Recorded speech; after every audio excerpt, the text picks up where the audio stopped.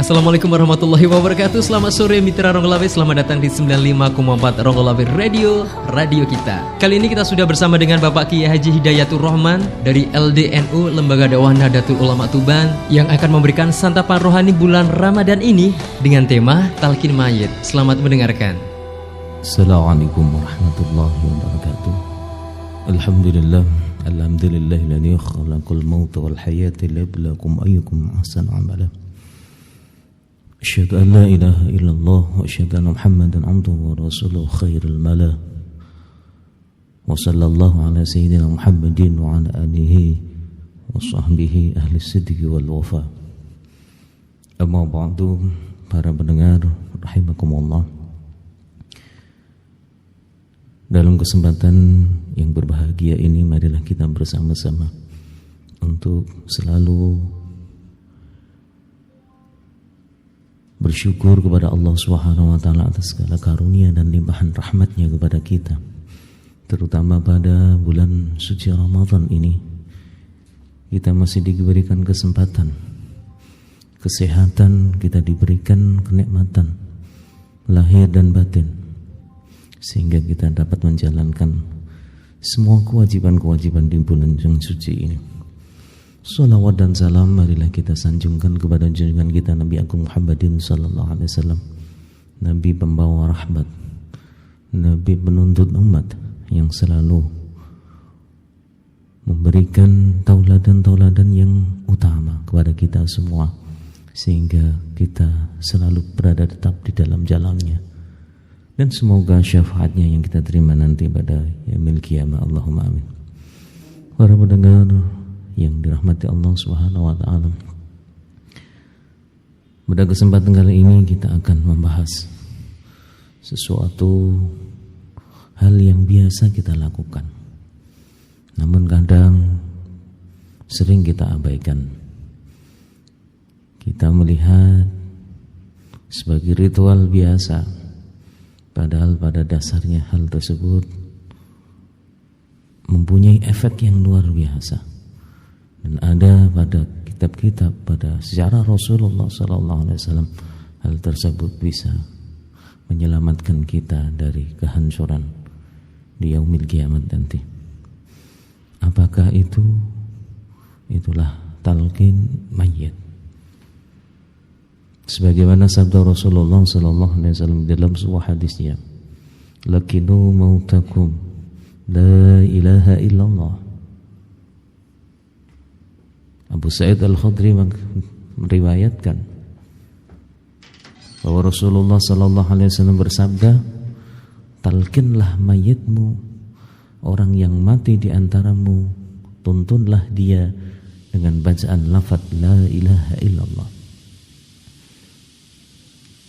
Bacaan syahadah, kesaksian bahwasanya tidak ada Tuhan selain Allah yang berhak disembah kecuali Allah, diriwayatkan oleh Muslim.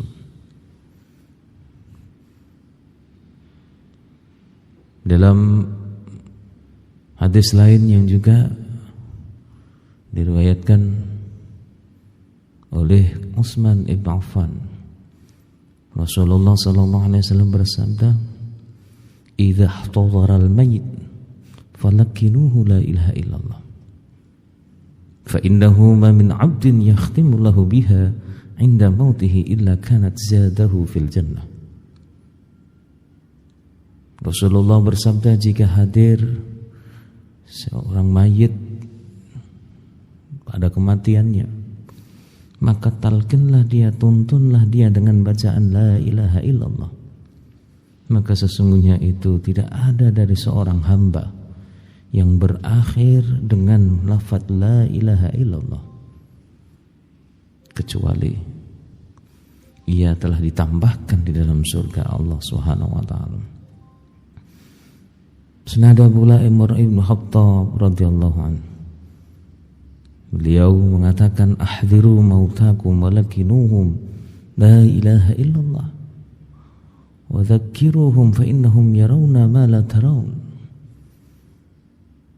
Sahabat Abu Umar bin Khattab menyatakan, hadirilah, saksikanlah, atau buatlah mayit itu bersaksi, tuntunlah ia dengan bacaan la ilaha illallah, dan ingatkanlah mereka, para orang-orang yang mati dalam keadaan sempit, susah, dalam keadaan yang tidak tahu apakah dia dalam keadaan hidup atau mati. Karena mereka mengetahui, mereka melihat apa yang tidak kalian lihat. Mereka tahu sesuatu yang kita yang masih hidup tidak tahu sama sekali. Maka bacaan la ilaha illallah ini menjadi sangatlah penting. Diibaratkan bacaan la ilaha illallah ini adalah sebuah oase, sumber mata air di dalam sebuah gurun Sahara yang sangat kering kerontang. Ketika kita melihat orang yang mati, orang yang sekarat, itu sudah hampir nyawanya hampir ke leher, kita pasti bisa melihat bahwasanya mereka sudah kering lidahnya, nafasnya tersengal-sengal, tidak beraturan, dan ini membutuhkan bantuan, membutuhkan minuman, bukan air yang mereka butuhkan, tetapi perkataan, bacaan la ilaha illallah yang akan membuat lidah mereka menjadi basah kembali. Kaum muslimin, para pendengar rahimakumullah, senada pula dalam sebuah hadis yang diriwayatkan dari Abu Nu'aim dari Nabi sallallahu alaihi wasallam, beliau bersabda, "Ahdziru mautakum walakinuhum la ilaha illallah wa basyiruhum bil jannah fa innal hakim ma min ar-rijali yatahayyar inda dhalik al-musri wa inna syaitan aqrabu ma yakunu min 'abdi adam 'inda dzalika al-musri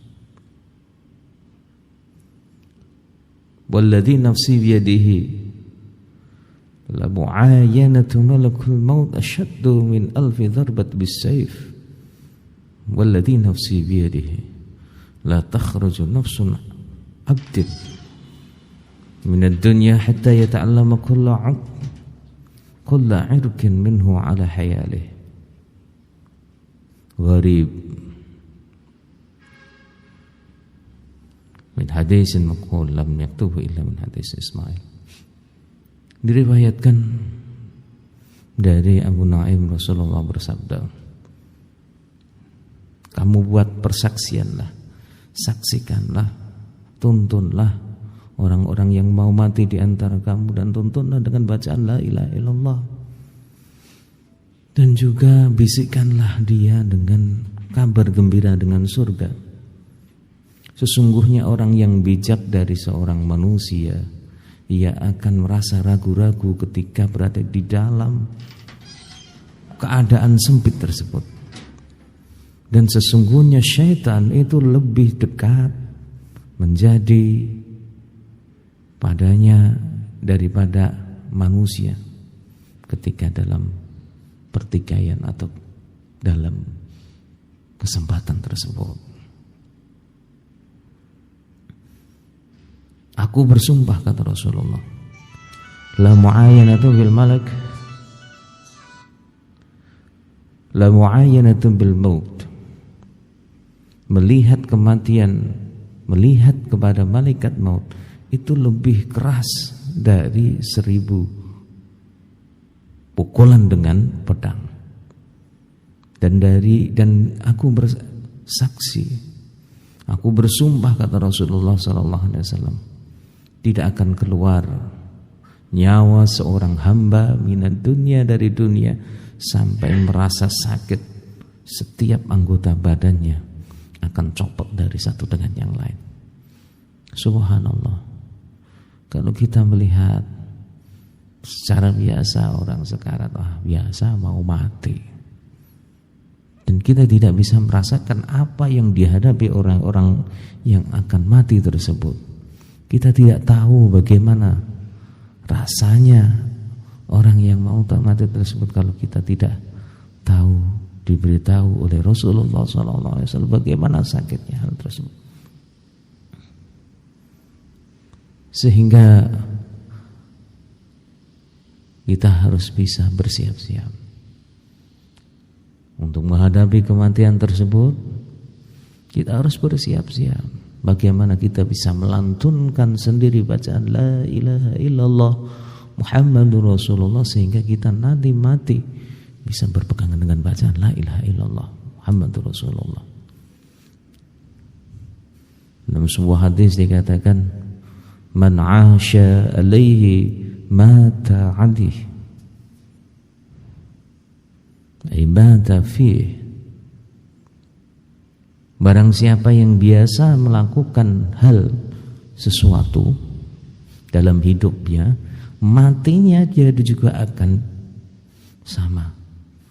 Ia akan melakukan hal tersebut ketika matinya.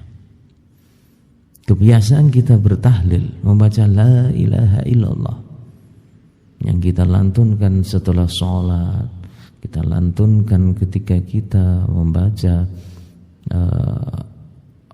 istighatsah, kita lantunkan ketika kita membaca ratibul haddad, zikir-zikir yang kita biasakan ketika zikrul maut, tahlilan dan lain sebagainya. Ini merupakan modal besar bagi kita supaya kita mudah nantinya kita bisa membiasakan diri kita untuk tetap ketika kita dipanggil oleh Allah kita melantunkan La ilaha illallah Muhammadur Rasulullah. Dan itu adalah senjata orang muslim. Dan zikir yang paling mulia dikatakan oleh Rasulullah SAW, afdhalu dzikri la ilaha illallah. Mulia-mulianya zikir itu dengan bacaan La ilaha illallah. Namun anehnya banyak dari kelompok-kelompok Islam yang baru, mereka datang mengatakan bahwasanya mereka kembali kepada Quran dan hadis, lalu membid'ahkan, meremehkan bacaan La ilaha illallah. Maka ketika kita bersama-sama membaca La ilaha illallah dalam suatu majelis, mereka mengatakan itu adalah tidak sampai kepada Allah. Subhanallah, betapa mereka berani mengambil hak Allah. Kita hanya berusaha berzikir, mengingat kepada Allah. Masalah yang terima itu tidak apa, menerima itu adalah hak prerogatif Allah, bukan hak kita untuk menghakimi seseorang itu bisa diterima amaliannya, zikirnya, apalagi meninggalkan sunnah Rasulullah sallallahu alaihi wasallam. Kaum muslimin, para pendengar rahimakumullah, untuk itu marilah kita bersama-sama membiasakan diri kita untuk selalu membaca La ilaha illallah. Karena pada suatu waktu, pada setiap detik kita, kadang-kadang kita lupa untuk memperbaiki keimanan kita.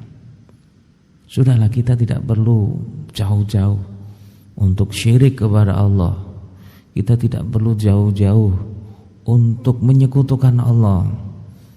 Tidak perlu saling tuding orang ke kuburan itu syirik, menyekutukan Allah, meminta kepada selain Allah. Kalau kita tidak tahu, jangan ngomong sembarang seenaknya mulut kita. Kalau dibalik, kita juga akan susah nantinya. Ngapain jauh-jauh ke kuburan? Kita ke apotek saja sudah syirik. Karena di dalam hati kita, kalau saya tidak minum Paramek misalnya, maka tidak akan sembuh sakit kepala kita. Yang menyembuhkan itu Paramek apa Allah? Kita dikembalikan seperti itu. Bahkan yang lebih ekstrim lagi kalau kita dianggap menyembah batu. Subhanallah. Ka'bah adalah tumpukan batu segi 4. Kalau kita dibalik bagaimana? Orang Islam menyembah batu. Yang pada dasarnya yang kita sembah adalah Allah, bukan batu. Sama seperti itu. Maka tidak perlu ada klaim-klaim kebenaran yang membuat kita sehingga kita saling menyalahkan satu dengan yang lain. Semoga di dalam kehidupan kita selalu bisa jaddidu imanakum bila ilallah la ilaha illallah. Perbaharuilah imanmu dengan bacaan la ilaha illallah. Semoga bermanfaat bagi kita. Wallahu muwaffiq ila aqwamit thoriq. Wassalamualaikum warahmatullahi wabarakatuh. Baik, mitra Ronggolawe, demikian kita telah mengikuti santapan rohani berbuka puasa bersama dengan Bapak Kiai Haji Hidayatur Rahman dari LDNU Lembaga Dakwah Nahdlatul Ulama Tuban dengan tema Talqin Mayit. Semoga apa yang sudah beliau sampaikan menjadi penambah iman kita di bulan suci Ramadan ini. Dan jangan lupa nantikan santapan rohani berbuka puasa setiap hari selama Ramadan hanya di Ronggolawe FM di jam yang sama. Wassalamualaikum warahmatullahi wabarakatuh.